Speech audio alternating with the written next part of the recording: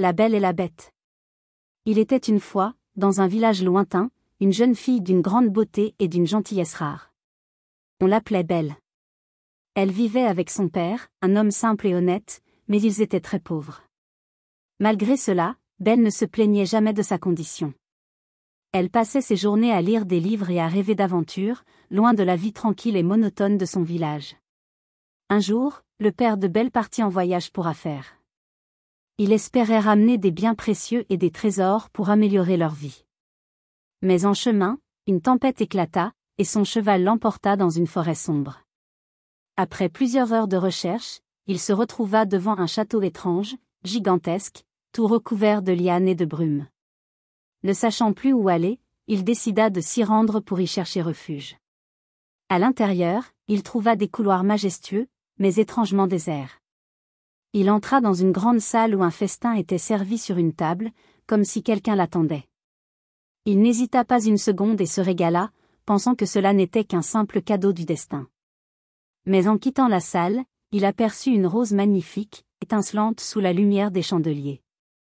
Il se souvint alors que, dans sa famille, il y avait une tradition, offrir une rose à sa fille à son retour.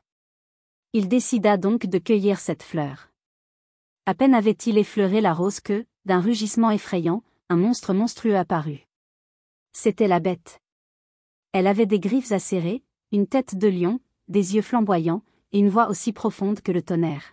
« Tu as osé voler ma rose » gronda-t-elle.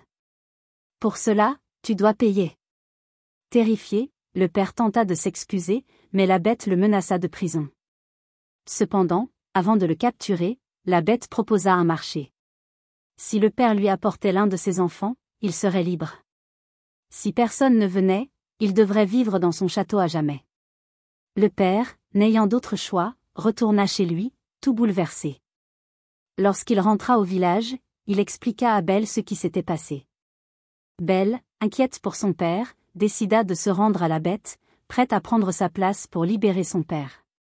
Après tout, il ne fallait pas laisser son père souffrir à cause de son erreur. Le père, dévasté par l'idée de perdre sa fille, tenta de l'empêcher de partir, mais Belle insista. Elle monta son cheval et se rendit au château de la Bête, prête à tout affronter. Lorsqu'elle arriva, la Bête l'accueillit avec une étrange froideur, mais il lui accorda tout de même une chambre et une place à table. La Bête lui expliqua qu'elle serait libre de se promener dans le château, mais qu'elle ne devait jamais entrer dans une pièce spécifique, une salle mystérieuse où il cachait quelque chose de précieux. Au fil des jours, Belle découvrit la vie étrange et solitaire de la Bête. Bien qu'il fût brutal et effrayant au premier abord, elle réalisa qu'il n'était pas méchant, juste profondément triste. La Bête, dans sa solitude, lui confia son histoire. Autrefois, il avait été un prince arrogant et égoïste, et une sorcière, mécontente de son cœur de pierre, l'avait maudit. Il devait vivre sous la forme d'une créature hideuse jusqu'à ce qu'une personne l'aime malgré son apparence. Au début, Belle avait peur de la Bête, mais au fil du temps, elle commença à comprendre sa douleur et sa souffrance. Elle voyait au-delà de son extérieur, et une amitié sincère naquit entre eux. Ils passaient des heures à discuter, à jouer, et parfois, à admirer les étoiles ensemble. La Bête, de son côté, se mit à espérer qu'un jour Belle pourrait l'aimer pour ce qu'il était, au fond. Un jour, Belle reçut une vision de son père malade et seul. Inquiète, elle supplia la Bête de la laisser partir pour le retrouver. La Bête, bien qu'attristée par cette demande, comprit et lui permit de partir, en lui demandant de revenir bientôt. Mais avant qu'elle ne parte, il lui donna une rose magique, lui rappelant leur promesse. De retour chez son père, Belle se rendit compte qu'elle était profondément attachée à la Bête et qu'elle ne pouvait plus vivre sans lui.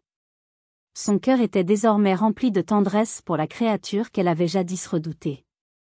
Elle décida donc de retourner au château. Lorsqu'elle arriva, elle trouva la Bête mourante, son cœur brisé, pensant qu'elle ne reviendrait jamais. Mais Belle, pleurant à ses côtés, lui avoua qu'elle l'aimait. C'est alors qu'un miracle se produisit. La Bête se transforma en un prince beau et noble. La malédiction qui le pesait s'effaça à l'instant même où Belle prononça ces mots. Le prince, reconnaissant et heureux, expliqua que la malédiction avait été levée grâce à l'amour pur de Belle. Ils se marièrent, et leur amour grandit chaque jour davantage. Le château, autrefois sombre et triste, retrouva toute sa splendeur. Quant à Belle et à son prince, ils vécurent heureux, entourés de leurs amis et des merveilles du monde, dans un royaume où la beauté intérieure était plus précieuse que tout.